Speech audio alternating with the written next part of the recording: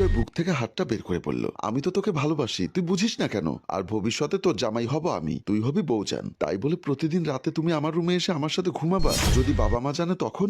বাবা মা জানবে না, তুই বললেই জানবে। কথাটি বলেই বিজয় অনামিকাকে আপন করে বুকে জড়িয়ে নেয় আর ঘাড়ে কিস করতে থাকে। এদিকে অনামিকাও আর বাধা না দিয়ে বিজয়কে সাড়া দেয়। একটু পর বিজয় উঠে কাপড় ঠিক করতে করতে বলল, বড় বেশি ভালো লাগে তোর কাছাকাছি থাকলে। তখন অনামিকা উঠে বলল, আমার সাথে যে এসব করছো, তুমি যদি আমাকে পরে বিয়ে না করো তখন আমি কি করব বলো? বিশ্বাস কর, আমি তোকে ছাড়া কাউকে বিয়ে করব না। তোকে ভালোবাসি বলেই তো 2-3 মাস পর পর ফুপির বাসায় আসি তোকে দেখার জন্য। সত্যি কি আমার জন্য আসো তুমি? হ্যাঁ আমার পাগলিটা, সত্যি। কবে তোমার ঘরের বউ করে নিবে আমাকে? সময় আসুক তবেই সব হবে। ঠিক আছে, এখন তোমার রুমে যাও তুমি। আর একটু থাকি না গো সোনা। না, বাবা মা জেগে যাবে তো। তুমি যাও তোমার রুমে বলছি না। অনামিকার কথা শুনে বিজয়ের কথা না বাড়িয়ে অনামিকার গালটি আলতো করে টেনে সোজা রুম থেকে বের হয়ে যায়। অনামিকা মিটিমিটি হাসতে থাকে। বিজয় রুম থেকে চুপি চুপি বের হয়ে আসার সময় দেখে ফেলে অনামিকার মা স্বপ্না বেগম। উনি বিষয়টা ভালোভাবে নিতে পারলেন না। ওনার মনে খটকা ঢুকে যায়। কি ব্যাপার, বিজয় এত রাতে অনামিকার রুমে কি করছিল? উনি কিছু না বলে সেখান থেকে রুমের দিকে চলে যায়। রাতে কাউকে কিছু না বলে সকালে সবাই যখন খেতে বসেছে তখন অনামিকার মা অনামিকাকে বলল, আমি একটা কথা বলি অনামিকা, সত্যি কথা বলবি তো? অবশ্যই সত্য কথা বলবো। কি কথা মা বলো? বিজয় তোর রুমে কাল রাতে কি করছিল? মায়ের মুখে এমন কথা শুনে অনামিকাও বেশ ঘাবড়ে যায়। মা কেমন করে জানলো এই কথা? আমাদেরকে তো কেউ দেখেনি। তখনই বিজয় বলল, ফুপু আমি।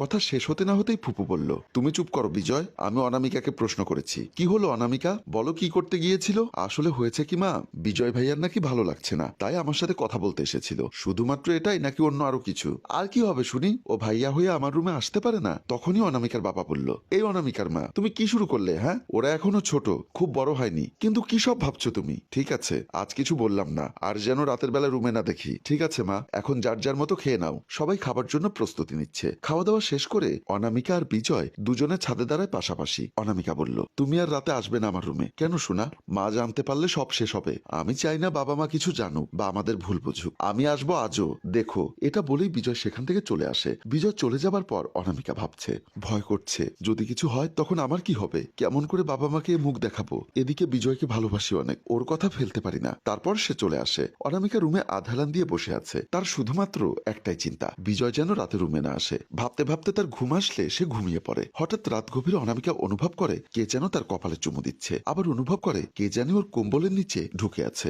আর স্পর্শকাতর জায়গায় হাত দিচ্ছে। স্বপ্ন মনে করে অনামিকা তেমন কিছু মনে করে না, কিন্তু বেশি হওয়াতে তখনই অনামিকা চিৎকার করে উঠে বলল, এই কে?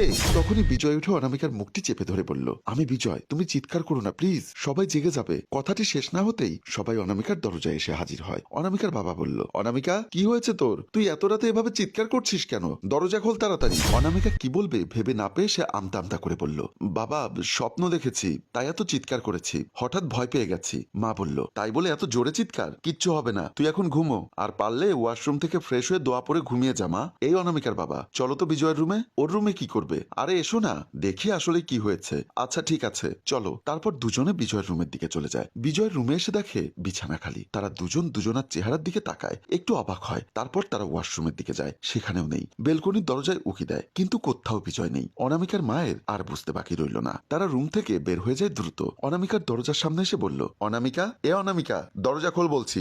রাগে অনামিকার মা জোরে জোরে দরজা ধাক্কা দিচ্ছে।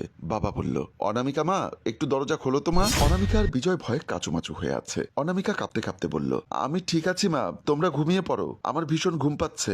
মা রেগে গিয়ে বলল, আমি তোকে দরজা খুলতে বলেছি, খোল, এত কথা কেন বলছিস? তাড়াতাড়ি খুলতে বলছি না তোকে? অনামিকা তখন কোনো উপায় না পেয়ে দরজা খুলে দিতে চলে আসে। দরজা খুলে দিতেই দুজনেই ঠেলে ভেতরে ঢোকে। ভেতরে সব জায়গায় খোঁজে, ওয়াশরুমে, বেলকনিতে, খাটের নিচে, একটা কোণেও বাদ নেই। সব জায়গায় খুঁজে কিছুই পেল না। কি খুঁজছো মা? কিছু না, আচ্ছা ঘুমা তুই এখন, আমরা গেলাম। এটা বলেই বাবা মা রুম থেকে চলে যাচ্ছিল। তখনই আবার কি মনে করে যেন আবারও পেছনে ফিরে এসে দেখে যে বিছানা ভেজা হয়ে আছে, হালকা হালকা লাল। পিরিয়ড হলে যেমন হয় সেই রকম। মা ভাবছে, কিন্তু অনামিকার তো আজ প্রায় 10 দিন আগে পিরিয়ড হয়েছে, তোর বিছানায় রক্ত আসলো কোথা থেকে বল? এই সবও বলতে হবে? তুমি বোঝো না আমার কি হয়েছে?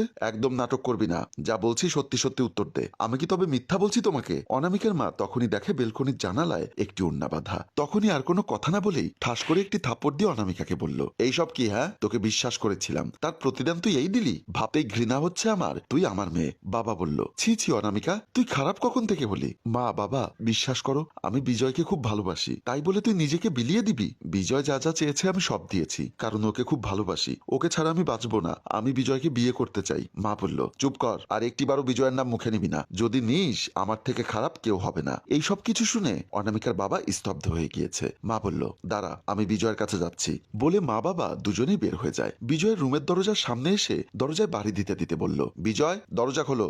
বিজয় দরজা খুলে দিয়ে বলল, কি হয়েছে ফুপি, তুমি অনামিকার সাথে এমনটা করতে পারলে? যদি তোমার নিজের বোন হতো তখন? আমি ভাবতে পারছি না তুমি আমার মেয়েটার জীবন এভাবে নষ্ট করে দিবে। এই কথাগুলো বলেই কান্না শুরু করে দেয় অনামিকার মা। বাবা বলল, আমি সবসময় তোমাকে সাপোর্ট করতাম, আর তুমি? আসলে আমি অনামিকাকে বিয়ে করতে চাই ফুপি। কথাটি শেষ হতে না হতেই মা বিজয়কে থাপ্পড় লাগিয়ে দেয়। এত বড় সর্বনাশ করেও তৃপ্তি মেটেনি, আবার বিয়ে করতে চাস? তুই কি করিস? হ্যাঁ, আমার মেয়েকে বিয়ে করে খাওয়াবি কি? তোর বড় ভাইকে ডাক দে আজকেই।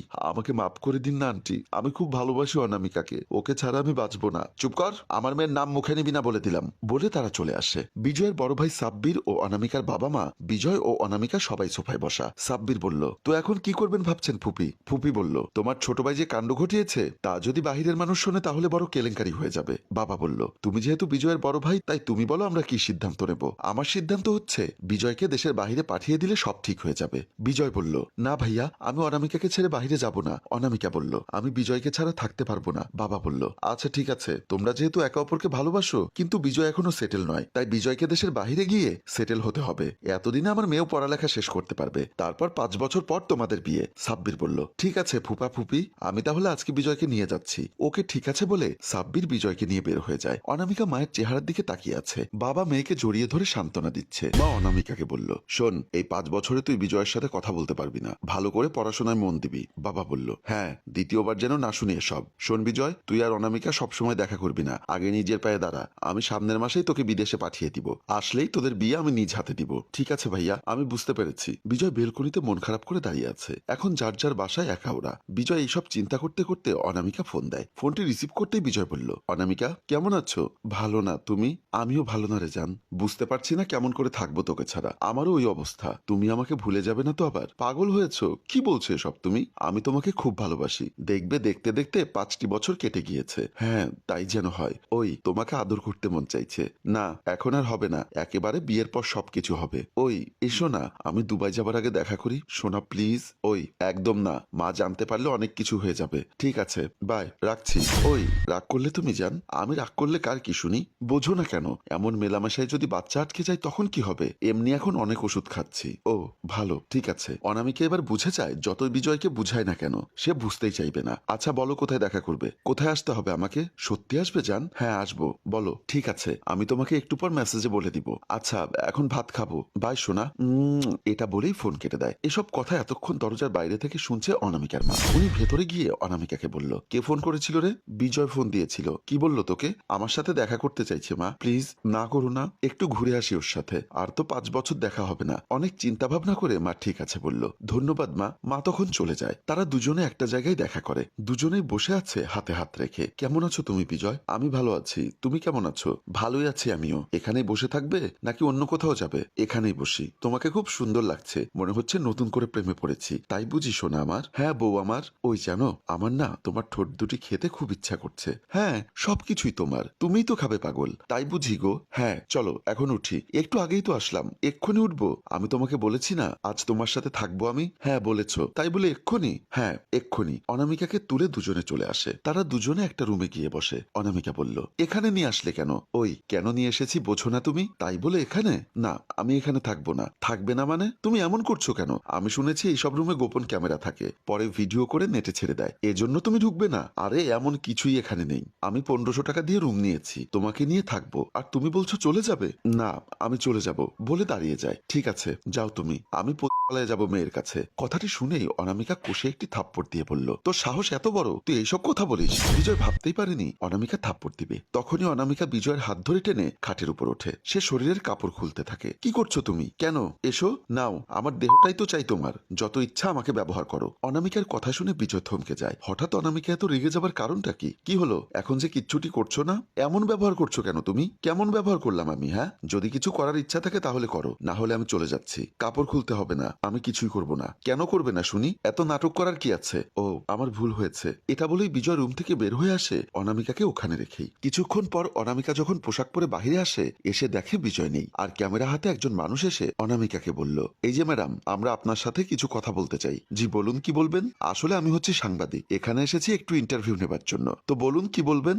আমরা খবর পেয়েছি এখানে এখানে ব্যবসা হয়, প্রতিটি রুমেই নাকি এমন খারাপ কাজ চলে। তো আপনি এসব খারাপ কাজে আসার কারণটা কি একটু জানতে পারি দয়া করে? সাংবাদিকের এমন কথা শুনে অনামিকা তো আকাশ থেকে মনে হচ্ছে মাটিতে পড়েছে। কি বলছেন আপনি এসব? মাথা ঠিক আছে আপনার? হ্যাঁ, আমরা ঠিক আছি। বলুন আপনি কেন এই খারাপ কাজের সাথে জড়িত হলেন? আমি এসব কাজ করি না, আর আমি এখানে ঘুরতে এসেছিলাম, এখন চলে যাচ্ছি। এসব মিথ্যা কথা বন্ধ করুন আর বলুন কেন এসেছেন। আমরা আপনাকে সাহায্য করতে চাই, এখানে সবকিছু লাইভ হচ্ছে, পুরা দেশ আপনাকে দেখছে। বলুন কেন এসেছেন? অনামিকা এবার রেগে গিয়ে বলল, আপনাকে বলছি না আমি ঘুরতে এসেছি? যদি ঘুরতেই আসেন তো এই রুম থেকে বের হলেন কেন? এসব রুমে ব্যবসা চলে, আমি এটা জেনে এসেছি, বুঝেছেন? সে এবার কি বলবে ভেবে পাচ্ছে না, কিন্তু বিজয়কেও খুঁজে পাচ্ছে না। ব্যাপার কি? বিজয়ের আবার কি হলো? আপনি কি কিছু বলবেন নাকি আমরা সবকিছু বলবো? আপনার যা ইচ্ছা বলুন, তাতে আমার কি? এটা বলে যখনই যেতে যাবে তখনই সাংবাদিক বলে ওঠে, আপনারা দেখতে পাচ্ছেন একজন মেয়ে চলে গেল। হ্যাঁ, ও কিন্তু ব্যবসায়ী করে, কিন্তু সাংবাদিকও ক্যামেরা দেখেই এখন মিথ্যার আশ্রয় নেয় আর চলে যায়। এই কথাটি শুনেই অনামিকা কাছে এসে জোরে একটা সাংবাদিককে থাপ্পড় মেরে বলল, জানোয়ারের বাচ্চা, তোর এত বড় সাহস আমার নামে মিথ্যা কথা বলিস? বলে ক্যামেরা কেড়ে নিয়ে চলে যায়। অনামিকার মা দরজা খুলে দিতেই অনামিকাকে দেখে রেগে বলল, তোর মতো মেয়ের আমার দরকার নেই, বেরিয়ে যা বাড়ি থেকে। কি বাজে কথা বলছো মা এসব তুমি? হ্যাঁ, কি বলছি বুঝতে পারিসনি? তোর সম্পর্কে আমার সবকিছু জানা শেষ। মানে? এই মানে করবি না, আমরা নিউজে সবকিছু দেখেছি। মা ওনারা মিথ্যা বলেছে। একদম চুপ থাক, কোনো কথা শুনতে চাই না। তোর বাবার মান সম্মান সবকিছু ধুলোয় মিশিয়ে দিলি। কেমন করে এখন এই সমাজে মুখ দেখাবো? মানুষ থুথু দেবে আমাদের মুখে। এই তুই এমন জঘন্য কাজ করতে পারলি? মা বিশ্বাস করো আমি এসব করিনি। আমরা সরাসরি দেখলাম তুই রুম থেকে বের হয়ে আসলি পোশাক ঠিক করতে করতে। মা আমাকে ওখানে বিজয় নিয়ে গিয়েছিল। আবার মিথ্যা কথা বলিস? তোকে যদি বিজয় নিয়ে যায় তো বিজয় কই ওখানে? বিজয় একটু আগে বাহিরে এসেছে। তুই তো বলেছিলি ঘুরতে যাবি, কিন্তু তুই এইরকম নোংরা জায়গায় গিয়েছিলি কেন? আমি বিজয়কে ফোন দিচ্ছি, তুমি কথা বলে দেখো। অনামিকা ফোন বের করে ফোন দিয়ে দেখে ফোন বন্ধ। কি হলো? দে কথা বলি। মা ওর ফোন বন্ধ, অনেক ট্রাই করলাম। তখনই অনামিকার বাবা এসে বলল, শুধুমাত্র তোর জন্য আজ সবাই আমার মুখে থুথু দিচ্ছে।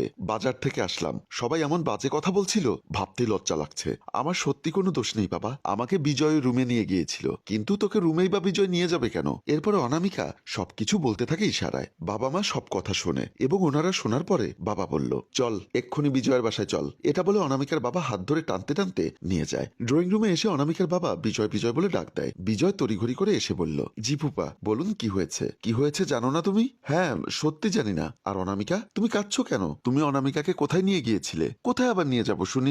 আমি কোথাও নিয়ে যাইনি। মিথ্যা বলো কেন? আমরা পার্কে যাইনি দুজনে? একটা রুমে ঢুকিনি? এই কি বলো এসব তুমি? তোমার মান সম্মান শেষ হয়েছে, এখন আমারটাও শেষ করতে চাইছো? আমি জানতাম না তুমি এমন মেয়ে। বিজয়ের এমন কথা শুনে অনামিকা আর কি বলবে ভাষা খুঁজে পাচ্ছে না। এত মিথ্যা বলে বিজয়। তোমার বড় ভাই কোথায়? ভাইয়া একটু বাহিরে গিয়েছে, আসতে দেরি হবে। কি বলার আছে বলুন আমাকে। তোমার ভাইয়া আসলে বলো। অনামিকার বাবা কথা বলতে চেয়েছে। হ্যাঁ ঠিক আছে। অনামিকা রুমে এসে ভাবছে বিজয় কেন এমন করলো? কি এমন করেছি এমন মিথ্যার আশ্রয় নিল? আমি কেমন করে এই সমাজে মুখ দেখাবো? আমার বাবা মার সব মান সম্মান ধুলে মিশিয়ে দিলাম। এই জীবন আর রাখবই না। যাকে এত বিশ্বাস করে নিজেকে বিলিয়ে দিলাম, দুঃসময়ে আজ সেই পিছু হাঁটলো। চাই না আমার এই জীবন। অনামিকার বাবাকে মা বলল, কি বললে বিজয়ের বাসায় গেলে যে? হ্যাঁ, অস্বীকার করলো যে আমি এসব কিছুই জানি না। এখন কি হবে? আল্লাহ, এটা কেমন বিপদে ফেললে। আল্লাহর উপর ভরসা রাখো, সব ঠিক হয়ে যাবে। যাও অনামিকাকে একটু সান্ত্বনা দাও। আমার বিশ্বাস ও সব সত্যি বলছে।